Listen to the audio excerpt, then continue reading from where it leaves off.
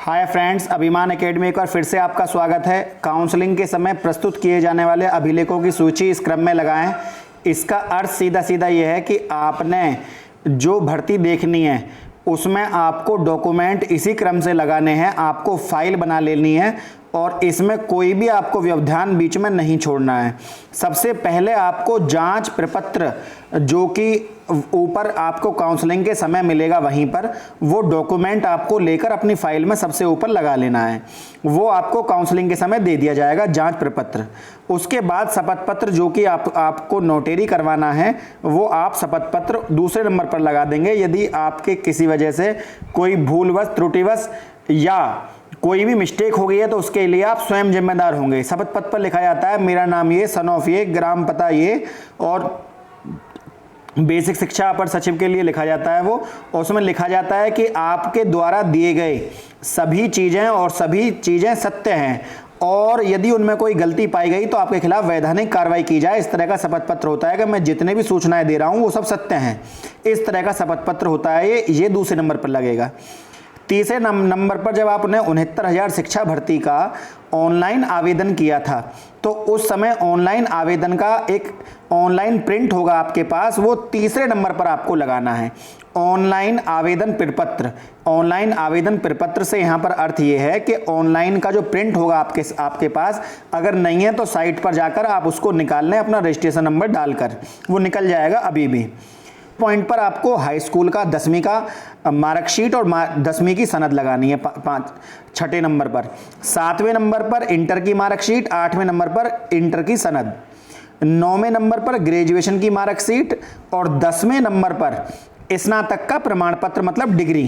अब यहाँ पर एक बात आती है कि जिनके पास डिग्री नहीं है वो क्या करें।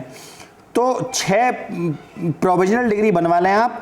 6 महीने से पुरानी नहीं होनी चाहिए। जिनके पास है बहुत अति सुंदर बात है, जिनके पास नहीं है वो अपना बनवा लें, बिल्कुल भी निश्चिंत होकर बनवा लें। अगर गुणांक अच्छा है तो नंबर सीधी सी बात है आपका आना तय है, तो आप एट ए टाइम भागा भागी करेंगे। इससे अच्छा है आप उसको अभी बनवा लें साथ के साथ। अब नेक्स्ट पॉइंट है 11वें नंबर पर बीटीसी, विशिष्ट बीटीसी, डीएलएड, 4 वर्षीय बीएलएड अंक पत्र के समस्त सेमेस्टर। यदि किसी ने बीटी इनमें से कोई भी कोर्स किया है तो उसके समस्त सेमेस्टर की छाया प्रति आप यहाँ पर लगाएंगे। इसके अलावा ये तो सेमेस्टर की प्रति होगी, एक उसकी डिग्री होगी, प्रमाण पत्र जो आपको मिलता है उसको भी लगाएं आप साथ के साथ।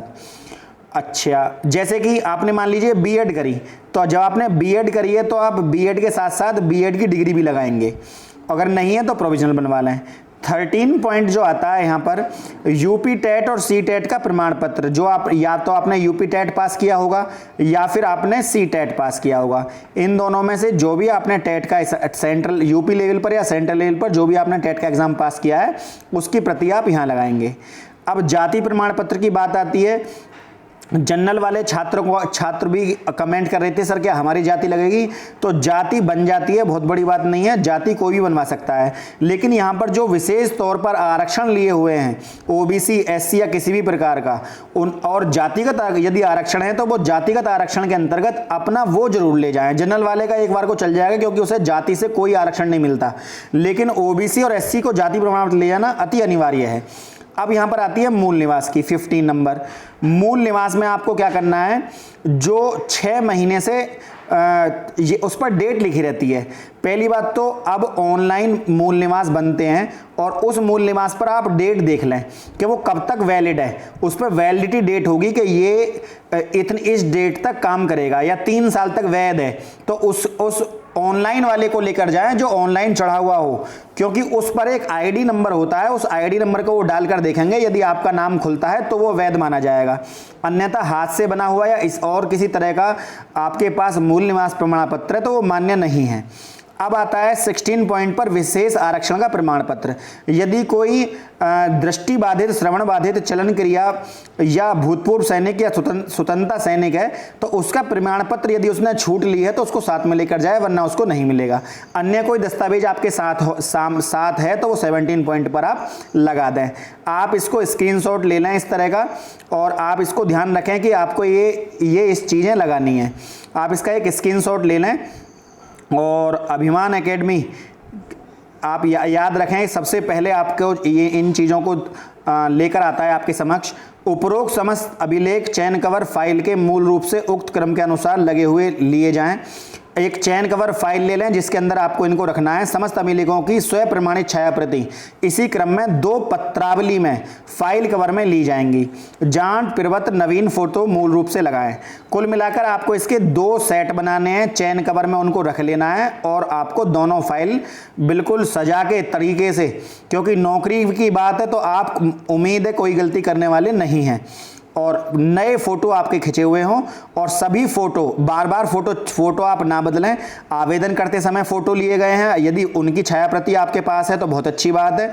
यदि फोटो वो मतलब आपके पास नहीं है तो आप नए फोटो भी लगा सकते हैं, लेकिन फिर आगे भर्ती प्रक्रिया में बार बार फोटो चेंज मत करना। एक साथ ही 50-100 फोटो आप खिंचवा कर रख लें।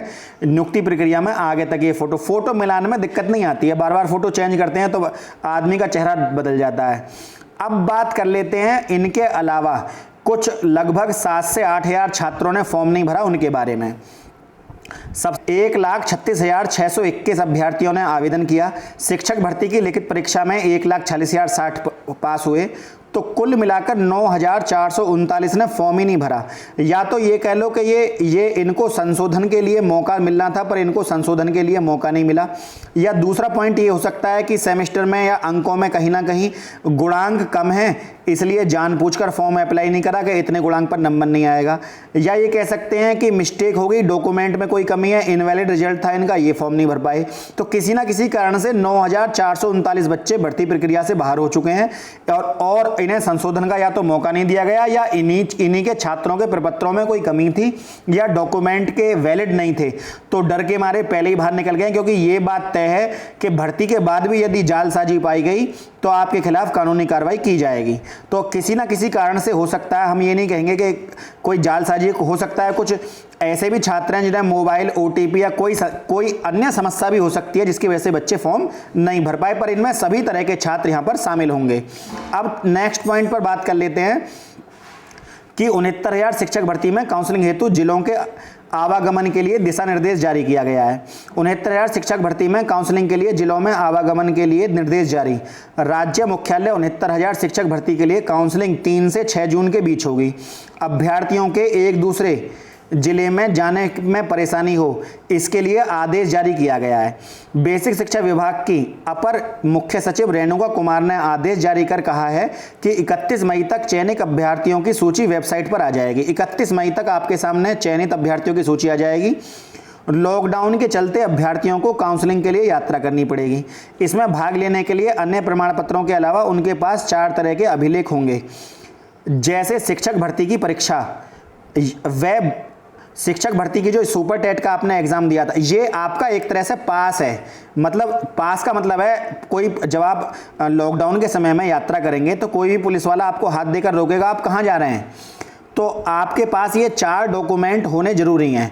ये 4 डॉक्यूमेंट कौन कौन से हैं आप देख लीजिए। शिक्षक भर्ती की पात्रता परीक्षा, जो आपने सुपर टेट का आवेदन दिया था उसके लिए आपके पास आवेदन का प्रमाण पत्र आपके पास होना चाहिए। दूसरा, आवेदन पत्र में अंकित पहचान पत्र, जो भी आपने वहाँ पर, यदि आपने आवेदन करते समय आपने मूल ID में आधार कार्ड लगाया तो आवेदन पत्र में अंकित पहचान पत्र वही आपके पास, आधार कार्ड ही आपके पास होना जरूरी है। आवंटित जिलों की सूची, जो आवंटित जिले आपको किए गए हैं उनकी सूची का पहला पन्ना होना चाहिए आपके पास, और जिस पन्ने पर अभ्यर्थी का नाम है वो पन्ना आपके पास होना चाहिए।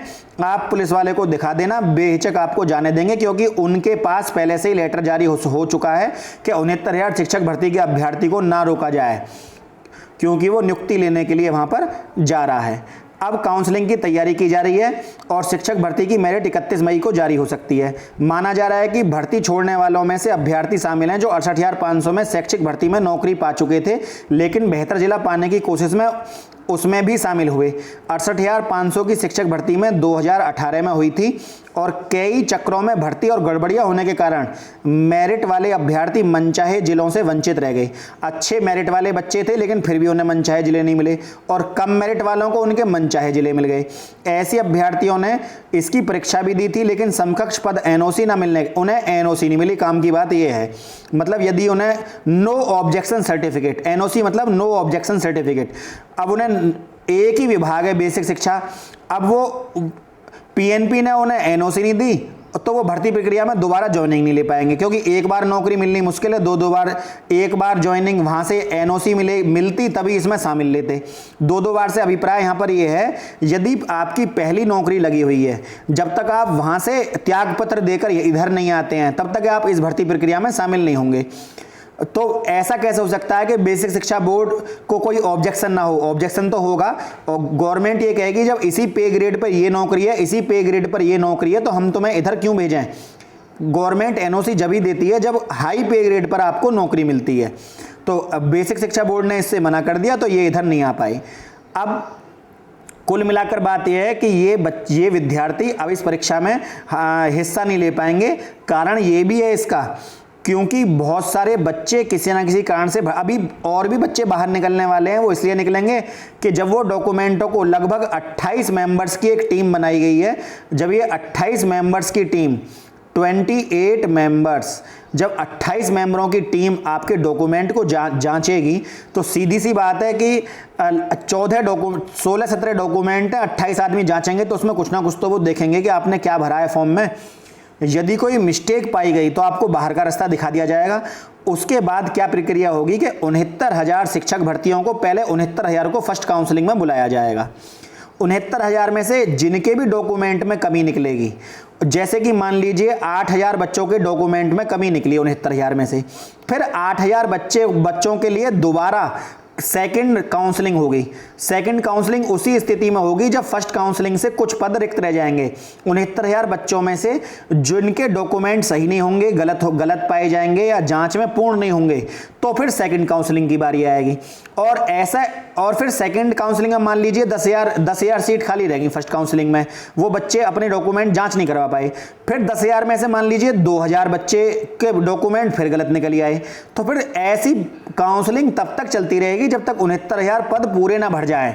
यहां काउंसलिंग से अभिप्राय यह है, लेकिन गवर्नमेंट यदि 24,000 सीटें और जोड़ देती है तो ये सिलसिला आगे तक चलता रहेगा और किसी को कोई, लेकिन उसके लिए गवर्नमेंट संशोधन करने को बिल्कुल तैयार नहीं है। 1 साल तक तो भर्ती नहीं निकलेगी, और अब गवर्नमेंट को योग्य शिक्षक भी मिल रहे हैं, तो उसके बाद गवर्नमेंट लेने के लिए बिल्कुल तैयार नहीं है। लेकिन छात्र बीएड टीम पूरी तरीके से भरसक प्रयास कर रही है कि इस तरह के छात्रों को यहां पर लिया जाए। फ्रेंड्स, यदि आपको वीडियो अच्छी लगी हो तो वीडियो को लाइक, शेयर, सब्सक्राइब करना ना भूलें। आप वीडियो को चैनल को सब्सक्राइब करेंगे और उसको ज़्यादा शेयर करेंगे तो बात वहां तक पहुंचेगी कि 24,000 सीटों को जोड़ा जाए। मैंने बहुत सारी वीडियो इसी 24,000 सीटों को जोड़ने का और उसके तरीके पर ही बनाई हुई हैं। तो यदि आपको वीडियो अच्छी लगी हो तो वीडियो को लाइक, शेयर, सब्सक्राइब करना ना भूलें। आज के लिए इतना ही। जय हिंद, जय भारत।